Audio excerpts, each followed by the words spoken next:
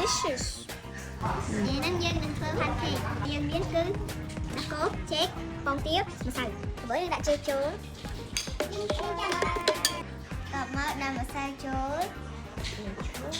ខ្ញុំនឹងដាក់ពងទា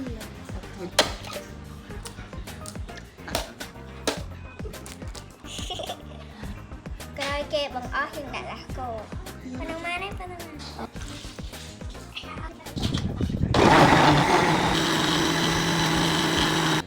មានពុកខ្លាយមានតានិយាយតាមចាស់ឡានទូទៅនេះពុកណាណាមកទៅពីនឹង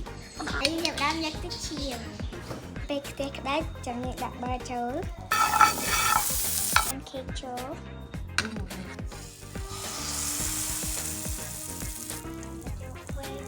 ញ៉ៅអឺ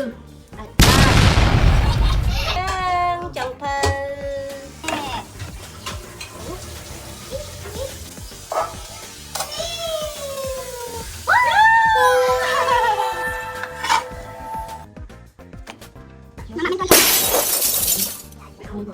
ដាក់សាប៊ូលាងចានទៅ